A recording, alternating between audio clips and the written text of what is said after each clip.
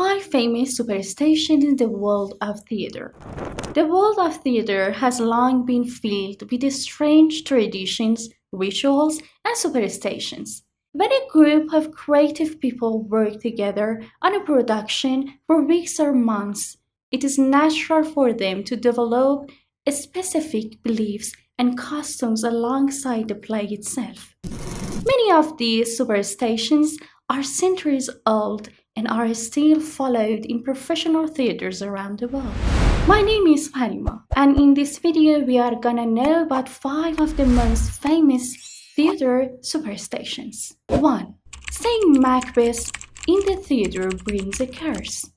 Most professional actors prefer not to say the name of Shakespeare's famous play, Macbeth, inside a theater. Instead, they use terms like the Scottish play, Shakespeare's play, or even Macbeth. According to a popular legend, William Shakespeare used real witches' spells in the opening scene of the play. It is said that real witches were angered by this and cursed the production. Legend even claimed that the actor playing Lady Macbeth died during the first performance in 1606, forcing Shakespeare himself to take over the role. Throughout history, many incidents have fueled this belief. For example, in 1849, a rivalry between 2 different productions of Macbeth in New York City led to the actor, which resulted in at least 25 deaths and hundreds of injuries. There have also been many reports of actors falling off the stage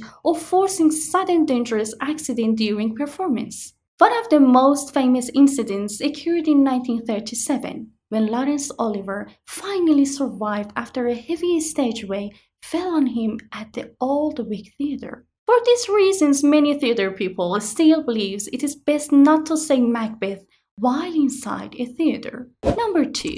Do not whistle in a theater. One of the oldest theater superstitions is that whistling in the house or on a stage brings bad luck.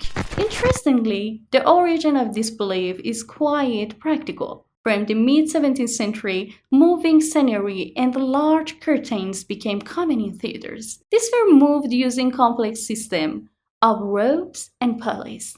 Many people working backstage were former sailors, as they had plenty of experience with ropes, knots, and rigging. Just as they did on ships, the sailors communicated with each other using whistles. Each whistle had a specific meaning and acted as a commentator, for example, to rise or lower a piece of a scenery. Consequently, if an actor whistled on a stage without a reason, it could accidentally trigger a comment, potentially causing a dangerous accident. Today, technical crews use headsets and electronic system, but the tradition of no whistling remains. Number 3. Don't say good luck, say break a leg. On opening night or before a performance, many actors do not like to hear people say good luck. Instead, it is customary to say break a leg. There are a few theories about the origin of this expression. The Elizabethan era. It is said that when actors gave a great performance, the audience would throw coins. To pick them up, the actor had to bend down or kneel, essentially breaking the straight line of their leg. Thus, breaking a leg was a symbol of success and applause. There were curtains on the sides of the stage called legs. If an actor passed this curtain to go on stage, it meant they had been hired to perform and would get paid. Therefore, breaking a leg meant getting the chance to perform and success. Regardless of its exact origin, saying break a leg is now the most common way to wish someone success in the theater. Number 4. The ghost-like. One of the most poetic theater traditions is leaving the ghost-like on. At the end of the night, after everyone has left the building, the last person to leave places a single lamp on a stand in the center of the stage and leaves it on until morning.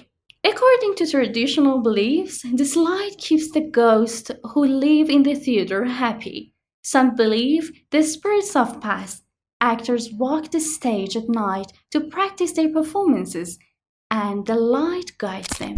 However, this tradition also has a practical reason. The backstage area is unusually cluttered with sets, props, costumes, cables, and various equipment.